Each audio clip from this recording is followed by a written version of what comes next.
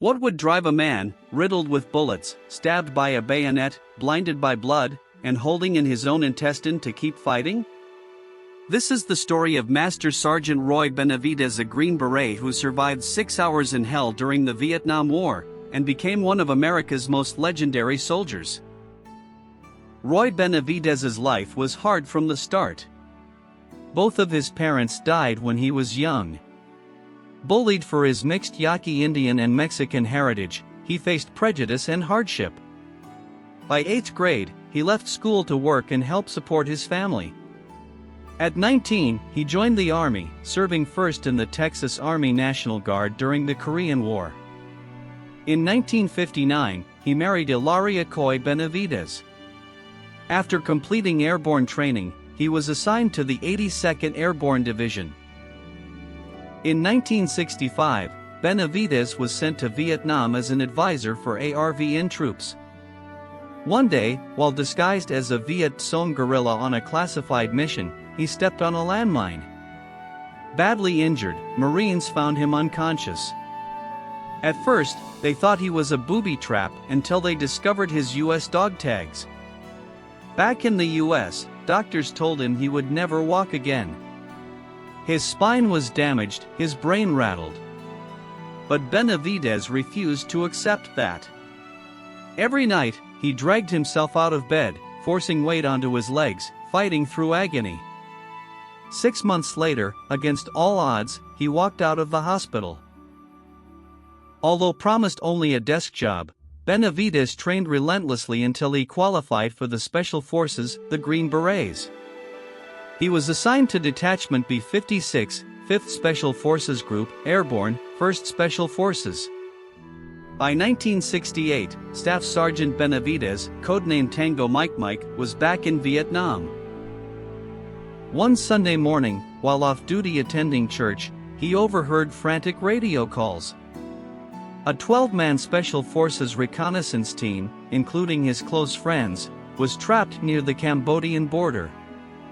They were surrounded by nearly 1,000 North Vietnamese soldiers.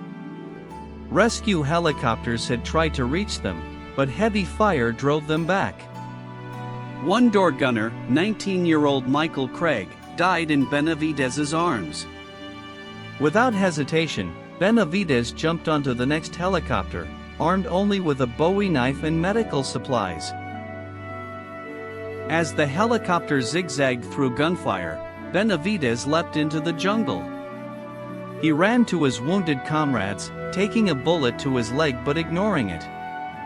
He patched up the wounded, organized defenses, and distributed morphine. Another bullet hit his thigh. Shrapnel tore into him. Still, he directed the helicopter with smoke grenades and dragged the wounded to safety. He then recovered the body of team leader SFC Leroy Wright, who carried vital intel.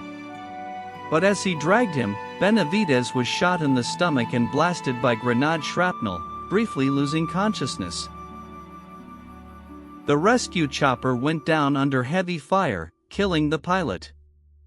Benavidez pulled survivors from the wreckage, set up a defensive perimeter, and called in airstrikes.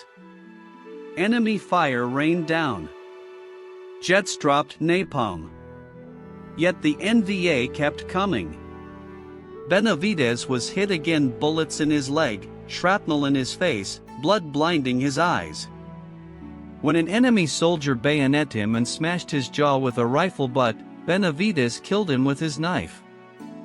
Then, using an AK-47, he covered his men, killed more attackers, and dragged survivors one by one to the new rescue helicopter. By the time he collapsed inside, his intestines were spilling from his stomach wound, which he held in with his hands.